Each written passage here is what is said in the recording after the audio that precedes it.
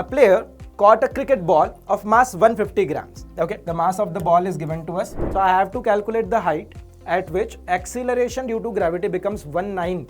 I have two equations. I have two variables, k and t. I don't have to do anything with the k. Hello everyone, welcome to Alan Overseas. So I hope everyone is doing great. And you must be aware that we are doing a series of topmost 90 questions for all the NEET aspirants. Okay, and you must be knowing this as well, that these 90 questions are categorized in these ways. Okay, and you must have seen the video of part 1 as well. Okay, so in today's class, in today's session, we'll be discussing this second part of these top 90 questions. Okay, so without any delay, let's get started. And all these topics, all these questions will be, all the videos that will be made, they will be categorized in a proper playlist. Okay, so don't forget to check out the link of that playlist in the description. Okay, so the first question says that it's from unit and dimensions, and you must have observed that every year at least 3 or 4 questions are always there from units and measurement, right? So let's see the question for units and measurement. So the first question says that if energy, velocity and time are chosen as the fundamental quantities, then what is the dimensional formula of surface tension? Okay, so what's the dimensional formula of surface tension this question is asking. So we know that how surface tension is defined as a formula. It's just the force per unit length, right? If I'll be talking about this surface tension, it's nothing just force per unit length. If I'll be talking about the units, it will be nothing just Newton per meter. These will be the units, right? So let's analyze the terms which are given to us as fundamental quantities, which is energy. So if I'll be talking about the energy, which is denoted as K over here, so its unit is nothing but joules, and I can write joules as nothing but Newton meter, right? I have velocity, which is denoted as V, and its unit is meter per second, right? And talking about time, we all know the unit of time, it's second. So we have to arrange them in such a way that I should get the expression of surface tension, right? So I should need Newton per meter. I have Newton meter in this energies expression. So if I'll be keeping this Newton meter over here, okay, I need Newton per meter. So I'll be dividing it with velocity, okay, meter per second. And I can see I need Newton per meter. So I should square it, right? It's just common sense. And divide by time. And if I'll be squaring the time, then it will be easily cancelling it out. So I can simply say that what we did, we first kept energy, that means the dimension of energy as K, then we kept velocity and its square, and then times square. Okay, so time is denoted over here as T, okay, T square. So we got the expression as nothing but K, V raised to the power minus 2, T raised to the power minus 2. Now let's check the options for the same. So K, V raised to the power minus 2 and T raised to the power minus 2 is given to me in option number 1, and hence option number 1 is the correct answer for this one. I hope you guys got it. Okay, so let's now move on to the next one. The next question says that the percentage errors in quantities P, Q, R and S are given to us, and the physical quantity A is given to us as P cube Q square divided by root of R into S, right? The maximum percentage error in the value of A will be. So it's just a simple question of error propagation, right? We know that if A is written as, if I'm writing A as P cube Q square R raised to the power 1 by 2 and S. So if I'll be calculating the percentage error in A, then simply this 3 will come in front. We know that powers will come in front, and we'll simply be writing the value of error in the value of P. So it will be 2 plus, we'll be adding it, okay, and delta Q by Q. This is in the denominator. I can write it as R raised to the power minus 1 by 2, but we know that errors are always added, right? So it will be plus 1 by 2 delta R by R. And similarly, this will also be S raised to the power minus 1, but we know that errors are always added, so it will be 1 into delta S by S. Now, the values are given to me, that delta P by P is what? Percentage error in P. So it's given to me as 0.5%, right? So this is nothing but 3 into 0.5%, that means 1 by 2, plus 2 into error in Q, which is 1%, that means 1, plus 1 by 2 into delta R by R, which is 3, plus 1 into delta S by S, which is 1.5. That means 3 by 2. Let's add them. This is 3 by 2 plus 3 by 2 plus 3 by 2 plus 2. Okay, so 3 by 2 into 3. I can write it like this. I have 3 times 3 by 2.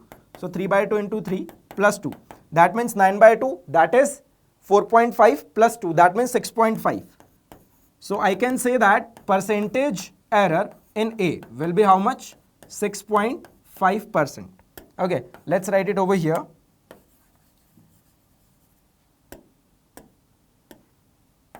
Delta A by A percentage error will be nothing but 6.5%. Okay, let's check the options then. It's given to me in option number 4. So option number 4 goes perfect for this one. I hope you guys got it. Okay, so let's now move on to the next one. And the next question says that a player caught a cricket ball of mass 150 grams. Okay, the mass of the ball is given to us, moving at a rate of 20 meter per second. And if the catching process be completed in 0.1 second, then the force of the blow exerted by the ball on the hands of the player. It's a very generalized question. Okay, it's just the question like according to the Newton's second law of motion, that force is nothing just rate of change of momentum, right? So we all know that force is nothing but rate of change of momentum, or I can even write it as dp by dt as well, right? So if I'll be saying that initially the ball was moving with 20 meter per second, okay, finally the ball will be in the hands of the player and its speed will become 0, right? And the time this process took was how much? 0.1 second. So change in momentum, if I'll be calculating, it will be nothing but mass into change in velocity, because mass of the ball is constant, right? Mass of the ball is 150 and it is in grams, so I'll be converting it into kgs. Change in velocity, from 20 it became 0. That means the change is how much? The magnitude of the change will be 20 meter per second, right? So it will be how much? This is 20 meter per second. So I got the value of delta P, and if I will be calculating force, it will be delta P by delta T. So just put delta P, which is 150 into 20 divided by 1000 divided by delta T. That means the time taken in this velocity change, which is 0.1 second, right? So I'll be dividing it with 0.1. That means 1 by 10. So let's calculate it now. These 3 zeros are easily cancelled, and this is 15 into 2, 30. That means 30 Newton will be the force. Okay, option number 3 goes perfect. I hope you guys got it. Okay, so let's move on to the next one.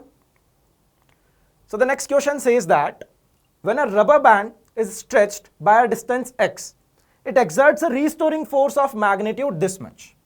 A variable force is given to me in terms of x. Okay, where a and b are constants, the work done in stretching the unstretched rubber band by L. So I just need to calculate the work done where the force is variable. And you must have studied that how to calculate the work done by a variable force, right? I can simply write that dw will be nothing but f dot dx. The basic formula of work done is what? Force into displacement. If I'm calculating the work done for very infinitesimal displacement, then it will be f dot dx. It will be very small work done. Okay, I can integrate it to calculate the total work done from initial stretch to the final stretch. Integration of dw solving LHS, I'll be getting the total work done. Force is how much? ax plus bx square. Okay, I have to integrate it. Now, I have the rubber band and I can assume that rubber band to be just like a spring, right? So I have this spring and initially the extension is 0. And finally, the extension that I have is how much? L, right? So initially the extension that I had was 0 and finally the extension that I have is L. So I kept the limits. Now we just have to solve the integration. A is constant, integration of x will be x square by 2. B will be as it is, integration of x square will be x cube by 3, and just putting the limits. As we can see that the lower limit is 0, so it will become 0 when I'll be putting the lower limit, and I can simply get that the upper limit, just replace x with L. So it will become a L square by 2 plus b into L cube by 3. That will be the value of work done. Let's check it in the options. AL square by 2 plus BL square by 3 is given to me in option number 3, and hence option number 3 is the correct answer. I hope you guys got it.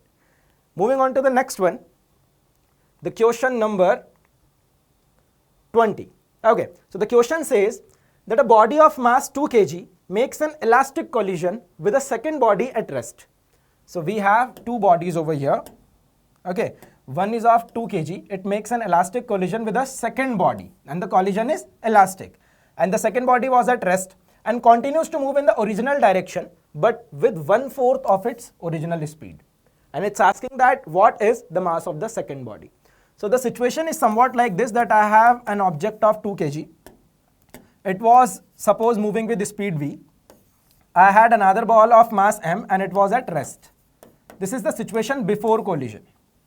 After collision, the situation is something like this as described in the question, that this 2 kg is moving in the original direction, that means the same direction as initial, that means before collision, and the speed becomes 1/4, that means it would be now moving with v/4.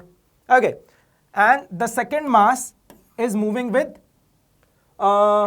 continues to move in the original direction but with 1/4 of its original speed. What is the mass of the second body? No information is provided to us regarding the velocity of the second object. Let's assume it's v1.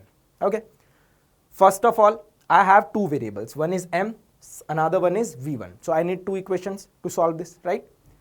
First equation, any type of collision it is, I can apply conservation of linear momentum, right? So I can say that linear momentum will be conserved. That means initial momentum will be equal to final momentum. Initial momentum is due to 2 kg ball.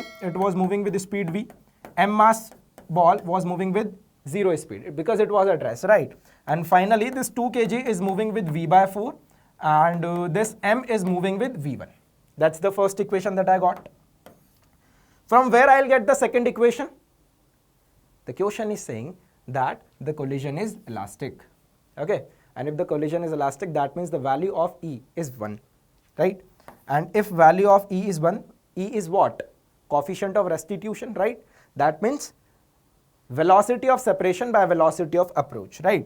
So I can say that velocity of separation is how much? v1 minus v/4. This is the velocity, v1 minus v/4, with which they are getting separated, and the velocity with which they are approaching towards each other. So this one is rest, 2 kg is approaching with the speed v. So this is equals to 1. These are the two equations. Let's solve it on the next slide. Okay, so I got that 2v. Let's simplify the first equation over here. 2v is equals to v/2. 2v is equals to v/2 plus m v1. That means I can say that 2v minus v/2, that means 3v/2 is equals to m v1.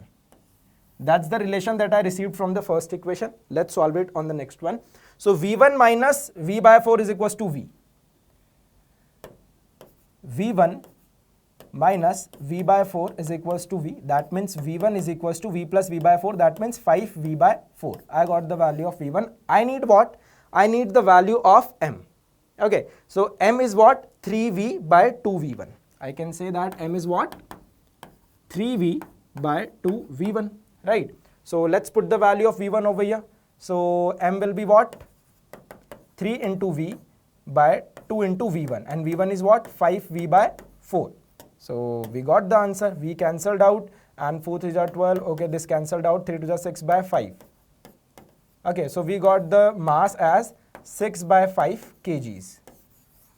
Okay, and let's check it in the options then. Okay, so the values are given to us in the decimal form. So 6/5 will be 1.2, right? So 1.2 kg will be, that means option number 4 is the correct answer, right? I hope you guys got it. It was a very easy question, like we just have to conserve the linear momentum and just the equation of coefficient of restitution. I hope you guys got it. Okay, so moving on to the next question, question number 21. So the question says that a bomb of mass 16 kg at rest explodes into two pieces of mass 4 kg and 12 kg. The bomb was of 16 kg. It explodes in two pieces of mass 4 kg and 12 kg. Okay. Velocity of the 12 kg mass is 4 meter per second and the kinetic energy of the other mass is asked. So if this is the bomb of 16 kg and it gets exploded, and the situation becomes like this, that I have a distorted, like I have two distorted parts. Okay, one is 12 kg and another one is 4 kg. Okay, it's given to me that velocity of the 12 kg mass is 4 meter per second. So if I'm saying that this is moving in this direction, then with the concept of linear momentum conservation and with some common sense, I can say that this 4 kg would definitely be moving in the opposite direction because linear momentum will be conserved. Initial linear momentum was 0. Hence, final linear momentum should also be 0, right? If this 12 kg mass is moving with 4 meter per second in this direction, so the next mass, the other mass, should move in the opposite direction. Okay, and I can simply say that this 12 is moving with 4, so this 4 would be moving with 12 meter per second. How? Linear momentum conservation. Let's see it how. If I am conserving linear momentum, that means initial momentum is equals to final momentum.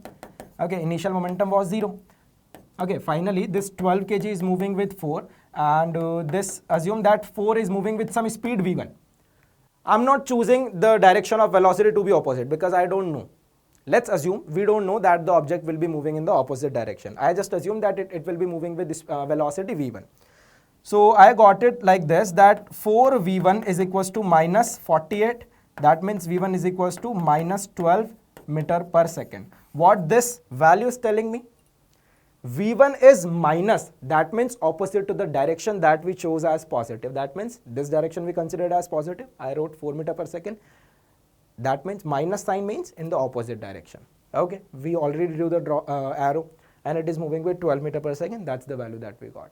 Okay, so that's how you can do some smart work. Okay, but it's asking the kinetic energy of the other mass. So how will I be calculating the kinetic energy? Kinetic energy half mv square. So it will be half. Mass of the block is 4. Velocity is 12. So its square will be 144. Okay, so this will be 144 into 2. That means 288 joules. Okay, let's check it in the options. And option number 2 is saying that 288 joules. So option number 2 goes perfect. I hope you guys got it. Moving on to the next one, question number 22. So the question is a very nice question. It says a T-shaped object with dimensions shown in the figure is lying on a smooth floor. Okay, a force F is applied at the point P parallel to AB. This is the T-shaped object. This is AB. This is the other part of the T, and the force is applied at point P parallel to AB, such that the object has only the translational motion without rotation. The object has only translational motion without rotation. Can you guys guess it that where this force would have been applied? What this point P can be? Like if the object is not rotating, it is only doing the translational motion. It simply says that the force is applied at the center of mass. The force is applied at center of mass, because if it would not have been applied at the center of mass, then it would be rotating, because about the center of mass it would be generating some torque, right? And if it is not rotating, simply it is applied at the center of mass. So I can simply say that this point P is the center of mass. So the question is seems to be of the rotational motion, but it's just a simple question of center of mass, right? So we just need to calculate the position of center of mass. So it's simply a rod of mass m. Okay, and this is also a rod of same mass. Okay, so I can say that the center of mass of rod AB will be exactly at its center, and that of this, let me call this point as D. The center of mass of CD will be at its center. So I can say that I have two objects of mass m each. Okay, if I am considering it as origin, this is L, so this half distance will be L by 2. So I can say that this object is as 0, L by 2. Let's calculate the position of center of mass. I know x coordinate will be 0 because both the particles have the same x coordinate. Let's calculate the y coordinate of center of mass. So it will be m1 y1 plus m2 y2 upon m1 plus m2, right? So m1 is m, its y coordinate is 0. m2 is m, its y coordinate is L by 2, and addition of masses will become 2m. So I got the y coordinate of center of mass as how much? L by 4. And with common sense as well, you guys could have calculated it that these are the two identical masses, so the center of mass would be lying at the center itself, right? Okay, so y coordinate is L by 4. L by from which place? The center of mass of this part. So I got the position that if this is the center, then force would have applied at this point. The diagram shows that force is applied over here, just to confuse you. The force would have been applied at this point, and it is asking the location of point P with respect to C, from C. So this is L by 2, okay, and this is L by 4. So the distance will be L by 2 plus L by 4 That means 3L by 4, right? So 3L by 4 given to us in option number 4. So option number 4 is the perfect answer for this question. I hope you guys got it. Moving on to the next one. The question says that, the next question is 23, and it says that shown in the figure is a rigid and uniform 1 meter long rod AB held in horizontal position by 2 strings tied to its ends and attached to the ceiling. The rod is of mass m and has another weight of mass 2m hung at a distance of 75 centimeter from A. The tension in the string at A is, okay. So I have to calculate the string, the tension in the string, okay, which is at A, okay. So basically it's a very generalized question of balancing the torque. You must have solved it already, right? So let's see it how to solve this one. So if I'll be choosing this point B as the point to calculate the torque, then I would be able to calculate the tension which is acting at point A, right? So this is the best suitable point about which I should calculate the torque, because if I will be choosing any other point, then I'll have to consider the tension at B as well. Okay, so choosing this point B to calculate the torque is a smart choice. Okay, so let's calculate the torque. So if I'll be showing you the force is acting, so some T tension would be acting over here. The rod's center will be experiencing the mg. Okay, here it will be acting 2 mg, right? A force of tension T is acting over here. The distance is how much? 100. So let's consider the clockwise direction to be the positive one. Okay, so the net torque acting over here is how much? T tension into 100 centimeter. Let it be in centimeter itself, because ultimately they all will be getting cancelled out. Okay, so you don't need to worry about it. So T into 100 is in the clockwise direction. Torque of mg is in the anti-clockwise direction. So I'll be writing it as minus mg into 50. Okay, and this will also be in the anti-clockwise direction. So it will be 2 mg into this distance, which is 25. Okay, and this will be equal to 0. Net torque is 0 because it is not rotating. If net torque would have some value, then it would be rotating, right? So net torque is 0. So I can simply say that 100 into T is equals to 50 mg plus 50 mg. That means 100 mg. This is 50 mg and 25 into 2. This is also 50 mg. So this 100 cancelled out. I need to calculate the value of tension. So the value of tension T came out to be mg. And option number 4 has the option 1 into mg. That means mg is the value of tension, and hence that's the answer. I hope you guys got it. Moving on to the next one, question number 24. So the question says that a wheel is rotating freely with an angular speed omega on a shaft. Okay, the moment of inertia of the wheel is I, and the moment of inertia of the shaft is negligible. Another wheel of moment of inertia 3I, initially at rest, is suddenly coupled to the same shaft. The resultant fractional loss in the kinetic energy of the system is. So basically the question is somewhat like this, that this is the shaft whose moment of inertia is negligible, and I have wheel. Okay, wheel is rotating. It's a sort of disc. Okay, it's rotating with angular speed omega. Okay, and its moment of inertia is I. Okay, now I have another wheel of moment of inertia 3I. Okay, moment of inertia 3I, and I am doing what? I am keeping it suddenly to the same shaft. Like I am holding it and putting it on the another wheel. So they'll now start rotating with some common omega, some common angular speed when they'll be coupled, and the concept of conservation of angular momentum. You must have definitely solved these questions in our classes as well, right? So I can say that delta L will be 0. Initial angular momentum will be equal to final angular momentum. Initial angular momentum. Initially only disk of moment of inertia I was rotating with omega. So I will be just simply writing I into omega. Okay, and this 3I disk was at rest. Finally, what's happening is this 3I and I, when they will be coupled together, 3I and I. So the total moment of inertia will become 4I. So this 4I moment of inertia disk would be rotating with some new angular speed omega dash, right? So from here I can get the value of omega dash as how much? Omega by 4.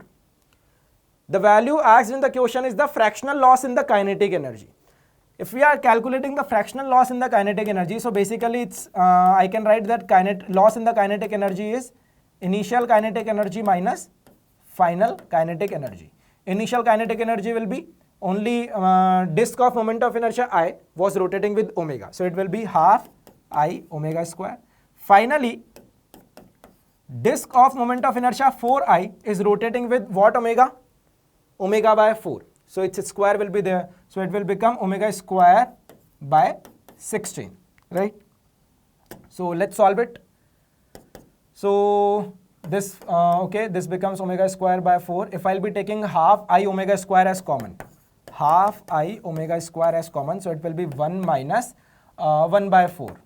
Okay, that means 3 by 4 into 1 by 2. That means 3 by 8 into I omega square, right? This is the value of loss in the kinetic energy. I have to calculate what? Still the answer not came, because I have to calculate the fractional loss.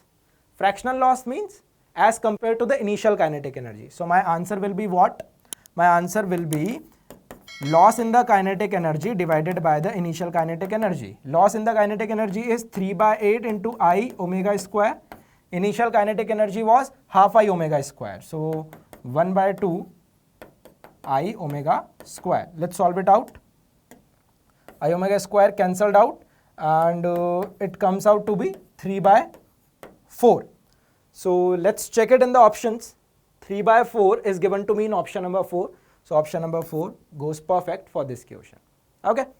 So now moving on to the next one. The question says that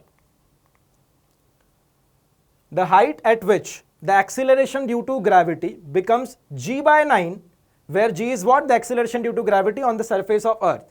Okay, so the height at which the acceleration due to gravity becomes g by 9 in terms of r, the radius of Earth is. So I have to calculate the height at which acceleration due to gravity becomes 1/9 of the value on the surface. Okay, so we know that at height, the acceleration due to gravity varies like this, that g on the surface, like I can simply write it like this, that g dash will be nothing but g into g divided by 1 plus h by r whole square, like this.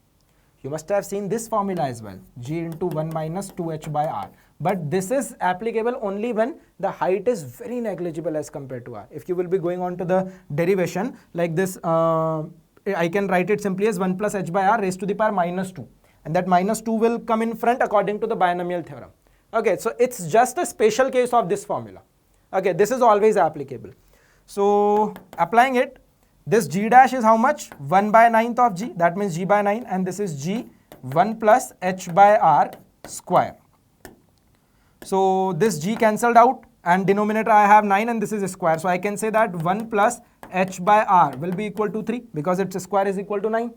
Right. So h by r will be how much? 3 minus 1, that is 2, and h will be equal to 2 times r. And we got the answer. Let's check it in the options. 2r is given to me in option number 4, and hence that's the correct answer. Moving on to the next one. Question number 26. The question says that a body takes 10 minutes to cool from 60 degree to 50 degree. 10 minutes to cool from 60 degree to 50 degree. The temperature of surroundings is constant at 25 degrees Celsius. Then the temperature of the body after next 10 minutes will be approximately Newton's law of cooling, right? Newton's law of cooling. What it says that, like, the difference in the temperature divided by the time taken is nothing but K into average temperature minus temperature of the surrounding, like that. Okay, so I'll simply write it for both the cases, like it is cooling from 60 to 50. So 60 degree minus 50 degree, and the time it is taking is 10 minutes. K, average temperature will be 60 plus 50 divided by 2 minus temperature of surrounding is 25, right? It is asking what will be the temperature after next 10 minutes. Let it be T, right? So from 50, it will become T. So 50 minus T, and in the next 10 minutes, that means temperature time taken will be 10 minutes. It will be equal to K. Average temperature will be 50 plus T by 2 minus 25. Okay, I have two equations. I have two variables, K and T. I don't have to do anything with the K. Okay, I just need the value of T. So let's divide them so that K cancels out. This 10 will also get cancelled out, and the simplified version that I'll be getting, 60 minus 50 is 10 divided by 50 minus T. 10 by 50 minus T. it will be equal to 60 plus 50 by 2. That means 55 minus 25. So 55 minus 25 will be 30 divided by this 50 plus t divided by 2. If you will be taking the LCM, so 25 into 2, it will become minus 50. This 50 and minus 50 will cancel out, and I'll be having what? This t by 2. This t by 2. So let's solve it now. So this 0 cancelled out. If I'll be sending it over here, so t will become, t will be equal to 3 into 2, 6 into 5. 6 5s are 30, and it will become 300 minus 60. Okay, so 7t becomes 300, and the value of t comes out to be 300 by 7. So 300 by 7, it will be approximately equal to what? Because we have the values in non-fractional form. So 7 4s are 28 and 7 3s are 21 approximately. So approximately the value will be 43 degree Celsius. Let's check it in the options. Option number 1 says 43 degrees Celsius, and hence that's the correct answer. Moving on to the next one. Question number 27. Okay, so the question says that a particle executes simple harmonic motion with an amplitude of 5 centimeter. Amplitude of the SHM is given to me. When the particle is at 4 centimeter from the mean position, the magnitude of its velocity in SI units is equal to that of its acceleration. Magnitude of velocity and acceleration is equal, then its periodic time in seconds. So basically, if this is the line on which the particle is performing SHM, so the amplitude is 5 centimeter and the particle is at 4 centimeter. Just for an example, okay. So I can write, I know that velocity is equal to acceleration at this particular instant. How can I write velocity? Omega under root a square minus x square. That's the generalized expression of velocity of a particle performing SHM. Acceleration can be written as omega square x, right? So let's just put the values. Omega once cancelled out. Root of a square. Amplitude is 5. H square will be 25. X is 4. H square will be 16. Technically, I should convert them into meters, but we don't need that because ultimately here also we have x and here also we have. So it will get cancelled out. Okay. So it will be equal to omega into x, and the value of x is 4 centimeter. 25 minus 16 is 9, and root of 9 will be 3. So 3 is equals to 4 omega. So I got the value of omega as 3 by 4. I need the value of time period. We know that time period is nothing but 2 pi by omega. So 2 pi by 3 by 4. That means the value of time period that came out is nothing but 8 pi by 3 seconds. And that's the final answer to this question. Let's check it out in the options. 8 pi by 3 given to us in option number 3. So that's the correct answer. Moving on to the next question. Question number 28. So the question says that the displacement y of a wave traveling in the x direction is given by this equation.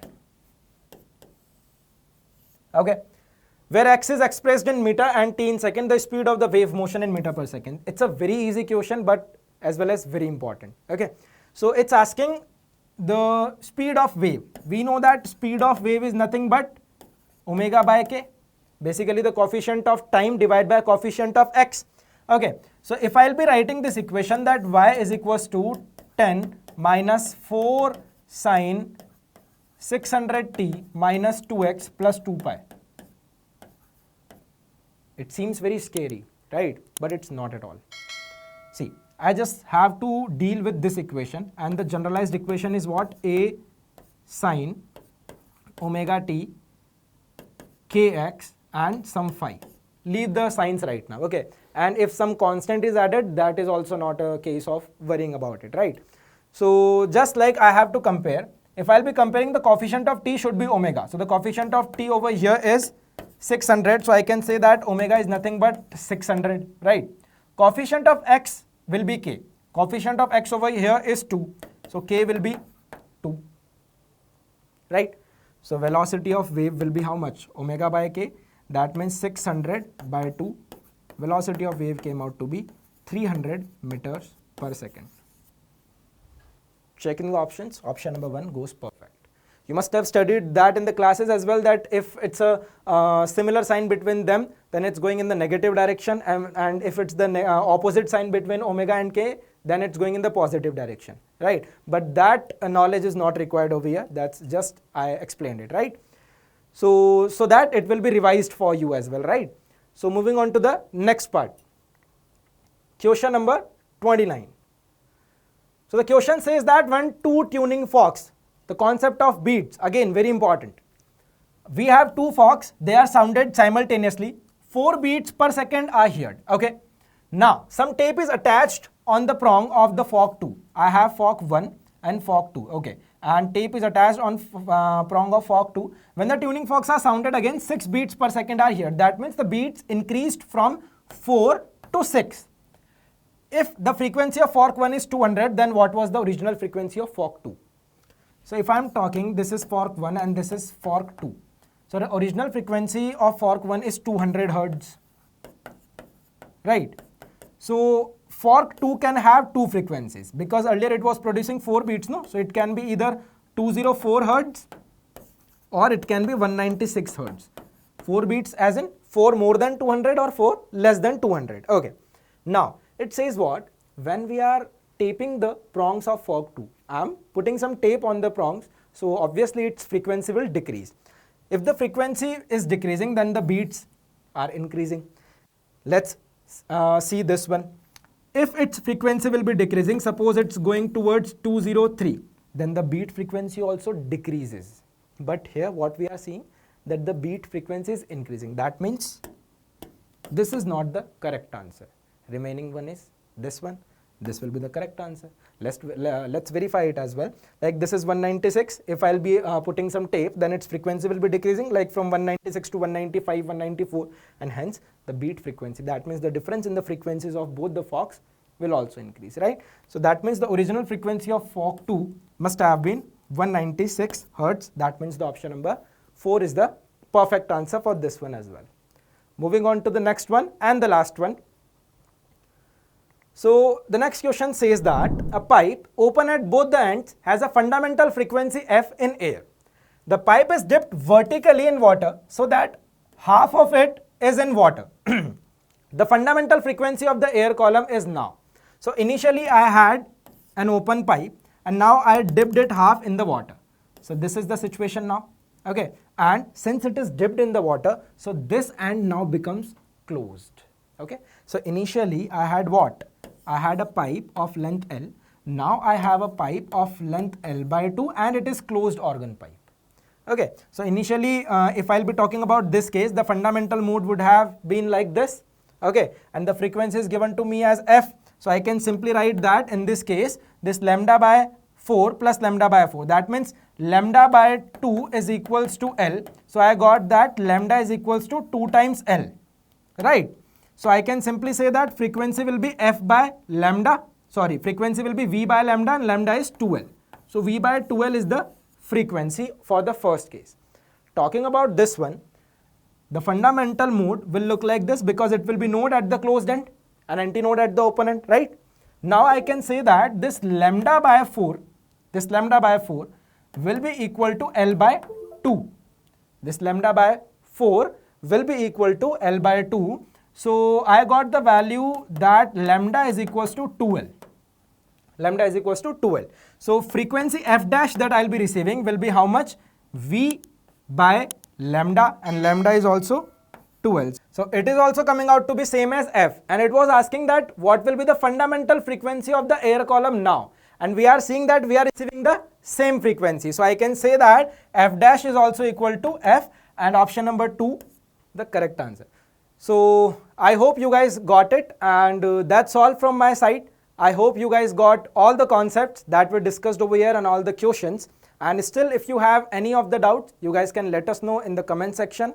And once again, I'm saying that all the videos that will be recorded for these 90 questions, they will be available in a separate playlist, and that link is given to you guys in the description. So don't forget to check it out, and thank you so much.